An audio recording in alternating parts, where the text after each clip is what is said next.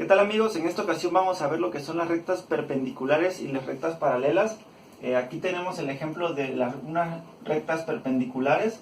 Son dos rectas que están intersectadas y que en su intersección están conformando ángulos de 90 grados. Este ángulo es un ángulo de 90 grados, es un ángulo recto, ¿sí? Los ángulos que vamos a tener aquí, de este lado, acá y en este lado también, o sea, estos van a conformar también 90 grados cada uno. La suma de todos son 360 grados. Eso es lo que va a distinguir nuestras rectas perpendiculares. Para identificar la nomenclatura de las rectas perpendiculares, bueno, yo aquí tengo la recta AB y tengo la recta CD. Y vamos a identificarlo con este símbolo que es como de una T invertida.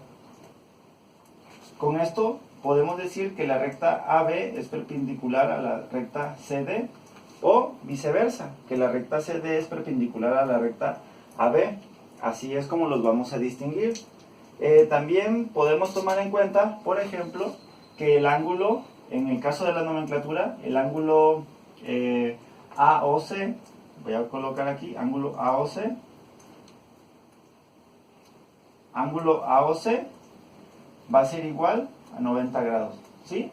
Y esto va a ser lo mismo que el ángulo AOD, que el ángulo BOD y que el ángulo BOC. Todos estos ángulos van a venir 90 grados, solamente como nomenclatura para considerarlo. En cuanto a las rectas paralelas son dos rectas que se encuentran ubicadas a una distancia determinada y que a lo largo de toda su trayectoria nunca se van a cruzar. Por lo tanto van a tener la misma distancia en cualquier punto. Si yo midiera qué distancia existe aquí, voy a tener una distancia X y esta distancia va a ser la misma que va a existir acá. Y es lo que nos va a distinguir que son rectas paralelas. La nomenclatura que voy a ocupar para las rectas paralelas va a ser simplemente que la recta AB va a ser paralela y lo vamos a hacer con el siguiente símbolo, dos líneas verticales. La recta AB es paralela a la recta CD, ¿sí? Así es como vamos a identificar la nomenclatura para las rectas paralelas.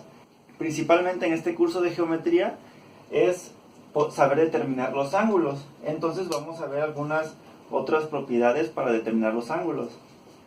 Por ejemplo, si yo tengo una recta transversal que corta mis líneas paralelas, vamos a suponer esto, yo puedo encontrar que aquí tengo un ángulo, ¿verdad? Obviamente acá tengo un ángulo, acá tengo otro ángulo y acá otro.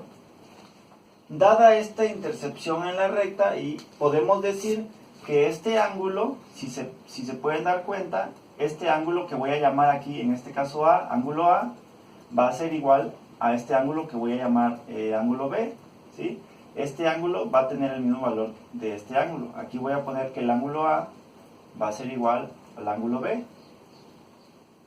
Y también puedo decir que el ángulo aquí que voy a llamar a este C y a este que voy a llamar D, puedo decir también que son ángulos iguales.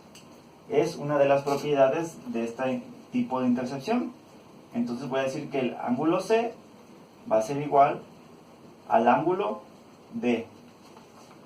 Así que cuando se nos presenta un ejercicio de este tipo, si tenemos el valor de este ángulo en la posición del ángulo A, en automático puedo saber cuál es el valor del ángulo B.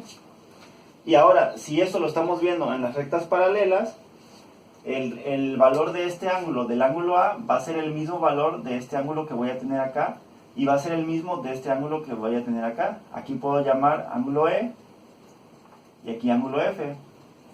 El A, el B, el E y el F van a tener el mismo valor, así como C y D. Voy a llamar aquí G y este ángulo H. Entonces el ángulo C, D, G y H igual van a tener el mismo valor. Simplemente teniendo uno de ellos puedo calcular todos los demás. Esto es importante para poder calcular los ángulos que existen en algunas de estas intersecciones de estas rectas. Asimismo, aquí en las rectas perpendiculares nosotros pudiéramos tener una línea que atravesase así. Aquí, bueno, ya tenemos el valor de un ángulo que es de 90 grados. Y si se dan cuenta, estamos formando un triángulo rectángulo.